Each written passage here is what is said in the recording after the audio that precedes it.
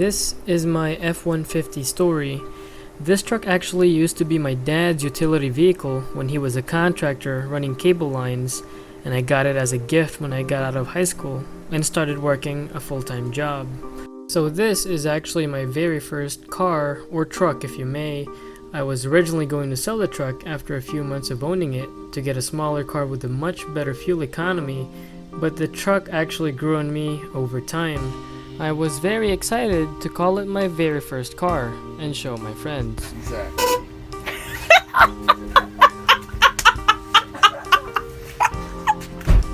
In my best efforts, I always try to fix the minor issues and try to keep the truck clean. But no matter how much I tried to keep things in check, I was faced with bigger problems. One day, as I was leaving to get to work, someone had broken into my truck. I was late for 3 hours to work that day because I was left stranded with no battery, and they also took my radio, my skateboard, and my bag of hand tools that I keep in case of an emergency for the truck. That day was just an adventure for me. Not only did stuff get stolen out of my truck, I also had to cough up an extra $150 for a new battery without a cord. I didn't have any roadside assistance service around this time, and this experience surely inclined me later on to get one. So after all that, I tried to stay optimistic as possible.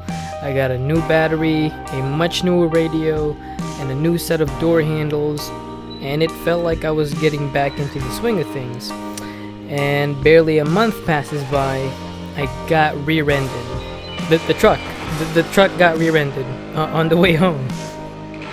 Now, I'm not gonna go into great detail how it happened, but the lane I was on in the freeway was fully stopped to the junction I was going to, and the lady that hit me says that she did not see a big burgundy truck, and that's kind of impossible, and she tried her best to avoid hitting me, so she tried switching lanes and she ended up sideswiping the corner of the truck instead. The insurance company did say I wasn't at fault, but it was a pretty scary experience. This is the first time I've been in an accident, and it does hurt to see the truck looking all mangled. Now, even with a huge massive dent in the back of the truck, I still tried to keep the truck clean, and I had to wait a little while until I can actually find someone who's selling a bed for this model. And so was the tailgate, the bumper, and so. I looked around Craigslist and OfferUp until I actually found one. I did have a game plan, and I did ask a couple of friends to help me take out the bed and put in the replacement bed. It's not really a matching color, but it'll do. I'm not really looking to get it perfect, just as presentable as possible.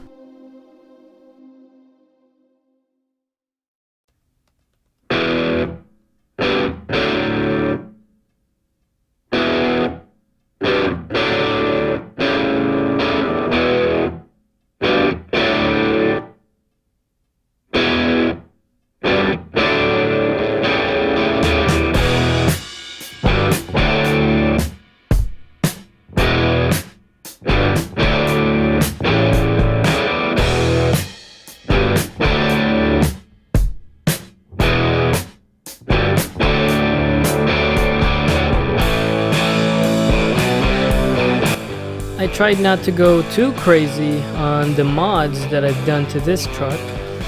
After the lift kit, I just did a simple clear headlight assembly replacement, and I did an LED headlight conversion, and I also decided to change the grille and put a billet grille on the truck. The later part of 2017, me and my friends decided to do a road trip to go up north in South Dakota, and it gave me a month allotted time to actually do some of the maintenance and get it road ready. I just did the usual top off the coolant, windshield wiper fluid, changed the oil, and while I was at it, I changed the differential oil as well while I'm at it.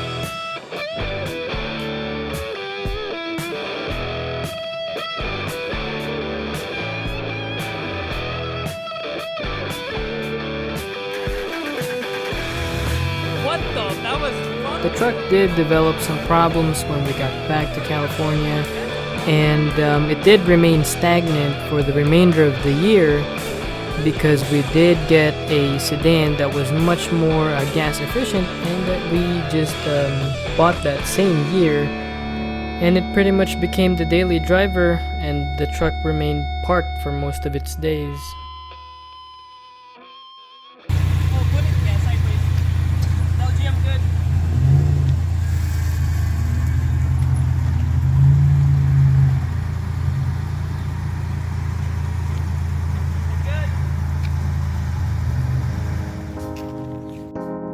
Now, for most parts of 2018, the truck did remain stagnant after I did get the transmission fixed.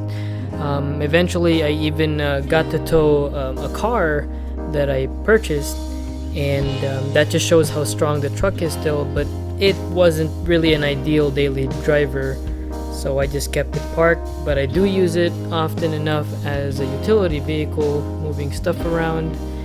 And as of today, I just drive it on the weekends or whenever I feel like driving the truck on a particular day. Usually I use it to help out friends, to move out stuff, but other than that, it just remains parked for most of its days.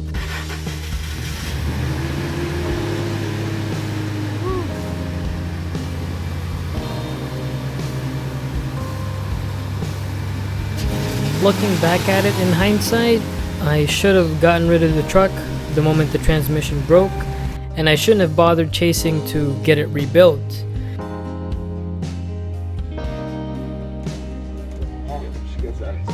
I like working on my cars myself because it gives me a sense of accomplishment when I get things working again the way it's intended to. Of course, there's an extent to what I can and cannot fix myself. Like the transmission for this truck, I did not have the time nor space to work on my own transmission, so I didn't have much of a choice but to take it to a shop. And transmission rebuilds are not cheap either. The parts are cheap, but very labor intensive. Usually I like challenging myself and go the extra mile of figuring things out for myself, but there are just times where I had to just accept defeat and endure the cost. Recently, I had just removed the toolbox onto the bed of the truck. I figured I didn't really have much of a use for it, other than storing bottles of coolants, oil, and so, and it always felt like an eyesore since I got it. The truck still looks modest, I'd say, and I definitely gained more clearance on the bed after removing the toolbox. As of today, I don't really have any future plans with it so far. I've always had mixed feelings about selling it. At some point, I even thought of just handing it over to a friend for free, since they'd have more use for it than I do. That, and I also just got it for free. Who knows? Only time will tell.